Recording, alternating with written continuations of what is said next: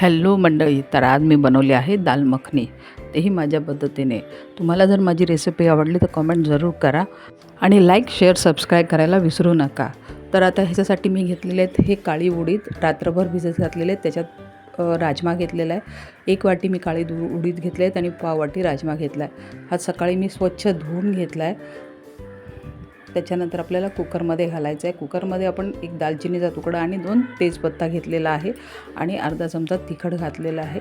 त्यानंतर ह्याच्यात घालायचं आहे मीठ घालून नंतर आपल्याला कुकरला झाकण लावायचं आहे आणि ह्याच्या 4 शिट्ट्या करून घ्यायच्या आहेत. 4 शिट्ट्या झाल्या की आपल्याला फोडणीची तयारी करायची. तर त्यासाठी मी पॅन घेतला आहे, त्याच्यामध्ये 2 चमचे साजूक तूप घातलेलं आहे आणि आपल्याला 1.5 ते 2 चमचा बटर घालायचं आहे.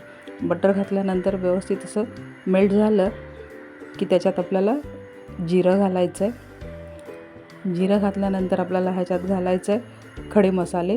जे खडे मसाले म्हणजे लवंग, मिरी आणि तेजपत्ता, दालचिनीचा तुकडा घेतलेला आहे. छान असं तडतडला की त्याच्यात आपल्याला टोमॅटो प्युरी घालायची आहे. ही 4 टोमॅटोची प्युरी आहे. ती घातल्यानंतर आपल्याला ह्याच्यात घालायचं आहे थोडंसं हिंग.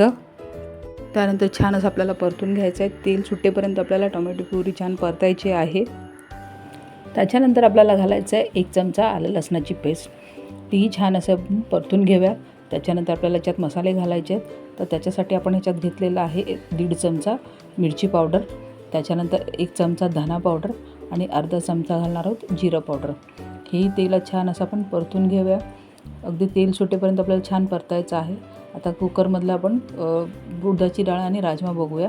तर छान असा शिजला आहे आणि चमच्यानेच आपण मॅश करून घेतलेला आहे. आता मसाल्यालाही छान तेल सुटलेलं आहे. आता याच्यात आपण जी डाळ शिजवलेली आहे ती आपण याच्यात घालून घेऊया आणि व्यवस्थित मिक्स करून घेऊया आणि याच्यात आपल्याला हवं तेवढं पाणी घालून घेऊया. तर ह्याच्यात मी थोडं पाणी घातलं आहे. आता ते पाणी घातल्यानंतर आपण व्यवस्थित मिक्स करूया आणि फास्ट फ्लेमवर छान असं उकळून घेऊया. आता दाल मखनीला छान अशी उकळी फुटली आहे. त्याच्यानंतर आपण चवीप्रमाणे मीठ घालायचं आहे. आता मीठ घातल्यानंतर ही पुन्हा आपण ठेवलेली आहे 5 मिनटं आणि त्याच्यानंतर आपण ह्याच्यात घातलेला आहे थोडासा गरम मसाला. त्यानंतर बटर घालूया आणि बटर घातल्यानंतर आपण थोडीशी कसुरी मेथी हातावर क्रश करून घालायची आहे आणि व्यवस्थित मिक्स करून आता कमीत कमी 3 ते 4 मिनटं आपण छान असं मीडियम फ्लेमवर उकळून घेऊया.